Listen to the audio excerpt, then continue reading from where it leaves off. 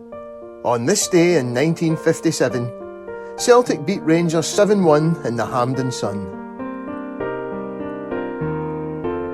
The 19th of October 1957 is not quite seared on the collective Celtic consciousness in the same way as the 25th of May 1967, but it was unquestionably one of the greatest days in the club's history.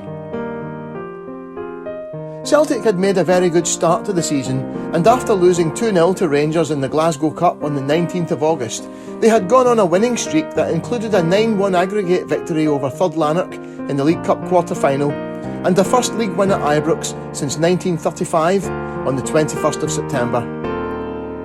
Unusually for the period, Celtic were slight favourites going into the match, and would have been even stronger favourites if not for the weather in the week leading up to the final. Cyril Horn wrote in the Glasgow Herald on the morning of the match, "Only Dundee in 1951-52 and 1952-53 have won the League Cup in successive years since it was first played in its present form in 1945-46, and Celtic will be eager to emulate that feat. A couple of days ago, one would venture to suggest their prospects of doing so were better than they are now. Celtic are a much more lightly built, nippy team than Rangers, and almost certainly prefer a ground on the firm side. Now that rain has come, however, the conditions are more likely to suit Rangers, especially players such as Valentine, Davis and Baird, none of whom is especially agile, but all of whom revel in heavy going." A flu epidemic had been raging in October 1957, but both squads now seemed to be clear of it, and both had their full squads to pick from.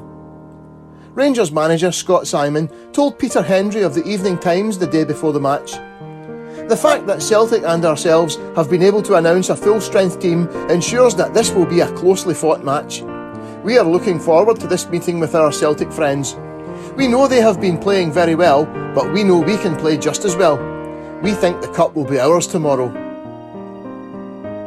The match kicked off at 2:45 p.m. to ensure there would be enough light if extra time was required. The rainy weather had passed, and Celtic lined up in bright autumn sunshine. Beattie, Donnelly, Fallon, Fernie, Evans, Peacock, Tully, Collins, McPhail, Wilson, Mochan.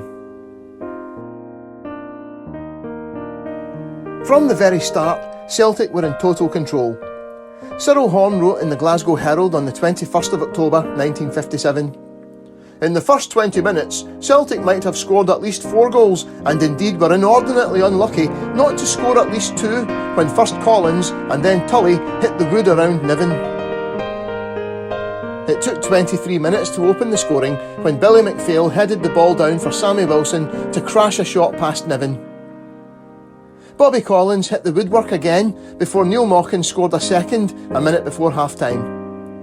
Cyril Horn reported, "Mochan's goal in the final minute of the half ended fittingly superb play by McPhail, who, after engaging in a heading movement with Wilson, lifted the ball over Shearer to the galloping outside left.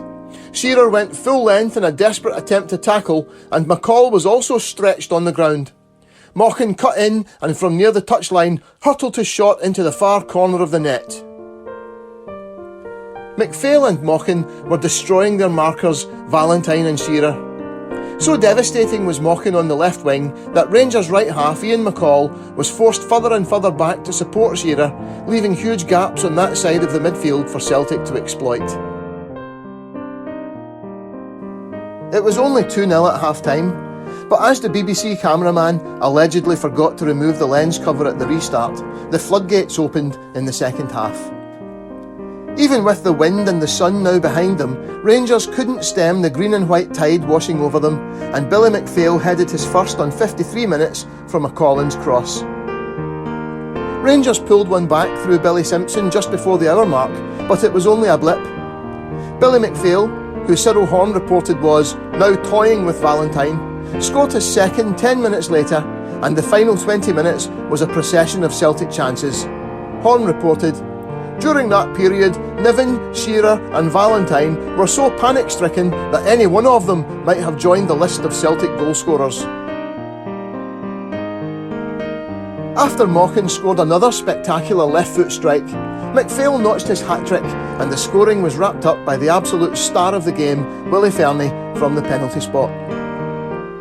Celtic's League Cup win in the Hampden sunshine was to be their last major honour for 7 long, depressing and infuriating years. But it was an incredible last triumph for a team that was growing old together after a brief period of success in the middle of the 1950s. Cyril Horn summed up the nature of their display. 11 players of Celtic Football Club did more in 90 minutes at Hampden Park on Saturday for the good of football than officialdom, in whose hands the destiny of the game lies, has done in years and years. For with a display of such grandeur as has rarely graced the great vast ground, they proved conclusively the value of concentration on discipline and on the arts and crafts of the game, to the exclusion of the so-called power play, which has indeed been a disfiguring weakness in the sport, but which has frequently been accredited through the awarding of international honours to the strong men. Waverley, in the Daily Record, summed it up much more succinctly, and maybe even prophetically. The fact that must stick in Rangers' throats is that they were flattened by the very thing they themselves so badly lack: pure, unadulterated football.